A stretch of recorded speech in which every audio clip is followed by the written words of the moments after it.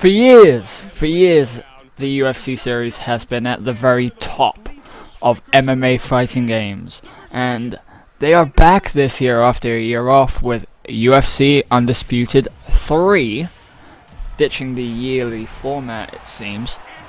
And in the year off, or actually would it be 2 years development time, they've implemented entrances! Hooray! No, that's not all they've implemented, but look at this. It ramps up the presentation feel of the game, so you actually feel like you're actually watching a UFC pay-per-view. Not that the previous games didn't already do that, especially with UFC 2010's event mode, where it would quite accurately recreate what you'd see on a pay-per-view or the fight nights with the intro video, fighter interviews. Although they were kind of basic, they still gave you the presentation feel. Actually seeing Mike Goldberg and Joe Rogan prior to fights, and even the fight of the night, submission of the night, KO of the night, awards that are awarded at end of each show.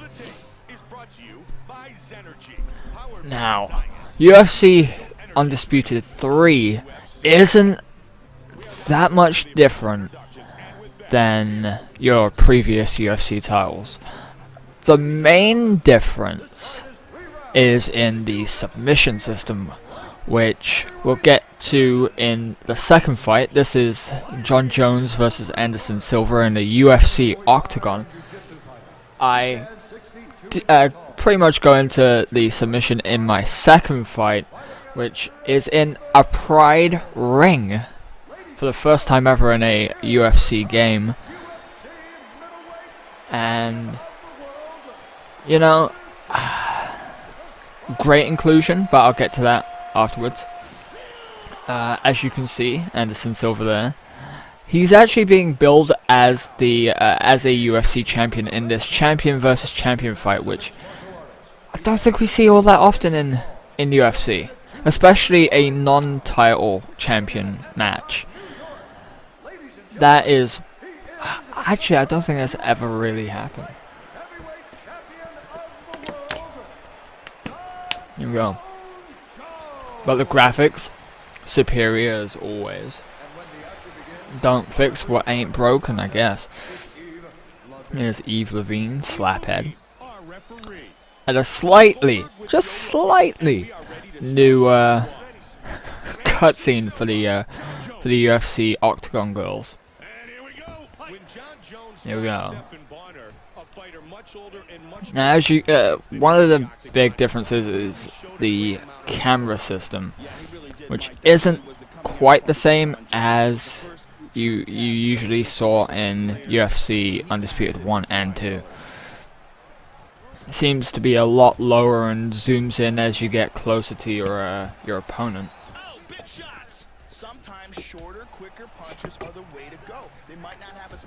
Control system, actually not different at all,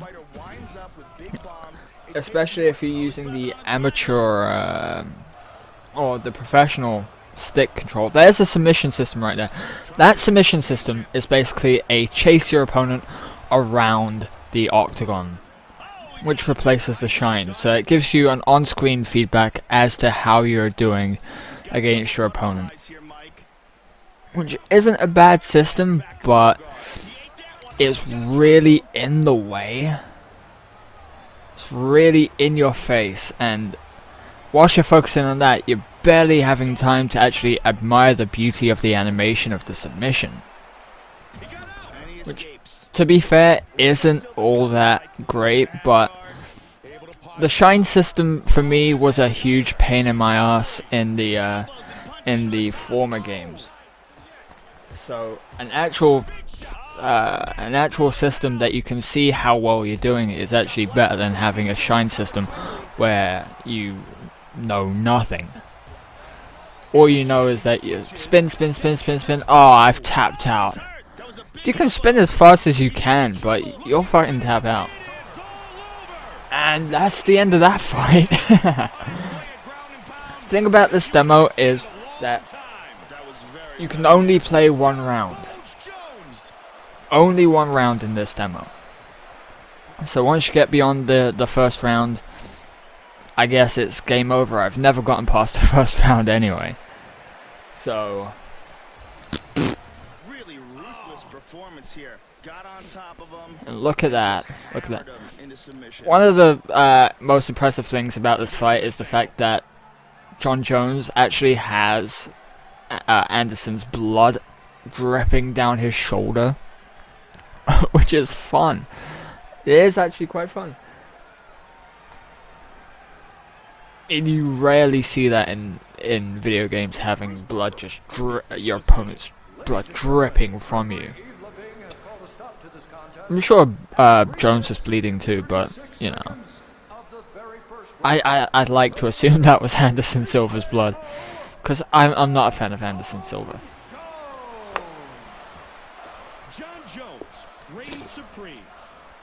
Here we go with the victory. Okay, coming up to the second fight. By the way, after each fight, as well as the usual highlights, you actually get a breakdown of how well you've done. So here we go, Wanderlei Silva versus Quinton Rampage Jackson. And they've gone all out for this Pride mode, bringing in the Crazy Pride Lady, as she's affectionately known. I don't even know how to pronounce her name, so I'm not even gonna try. But back on the PS2, Pride FC was one of my favorite games. One of my favorite games.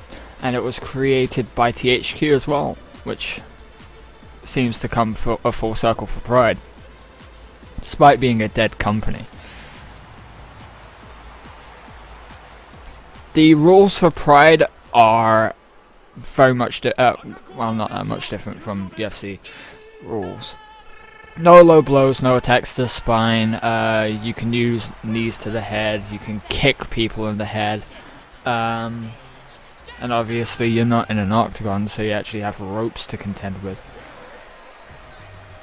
But this seems to be like THQ's way of saying, hey EA MMA, we can do the MMA in a ring too, and now we're raising you with a higher level of depth in our control system, actually executing it pretty well, because UFC, I believe, now don't quote me on this, I believe the UFC Undisputed series was much more well received than the EA MMA one, despite EA MMA being one game. But don't get me wrong, I'm not sliding EA MMA. I actually had fun with the game. It did have a few innovative features, especially online with the live fights. Despite being really creepy, seeing people cut promos on each other. And the live commentary as well. But enough about EA MMA, this is UFC Undisputed 3. Back to the corners, and let's get ready to get on.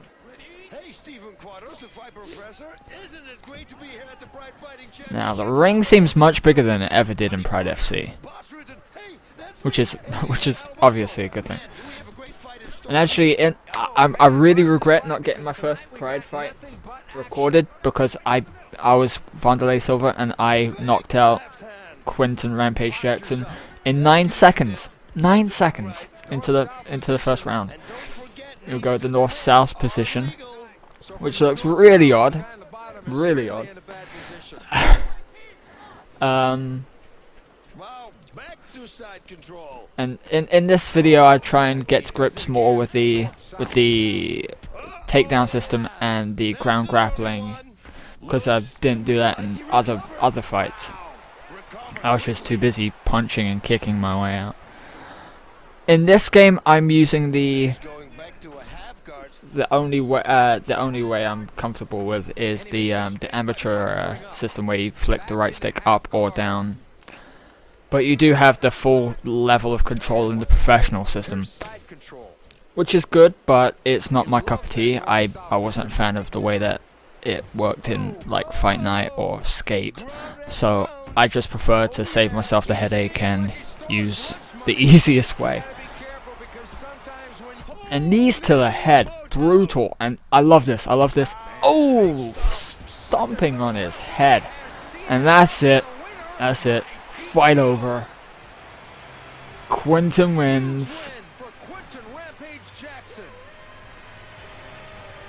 Alright, so UFC Undisputed 3 will be released on February 14th in the US of A and February 17th in Europe. If you go to the UFC Undisputed fan page on Facebook, if you haven't already, you can get yourself some free DLC in the form of Alistair Overeem, worth $1 by the way. And yeah, get the game, it looks fun, and especially with the new Pride FC mode and entrances. Yay for entrances! Anyway, this has been Matt Denton for GamerRAGE, and I'll see you next time.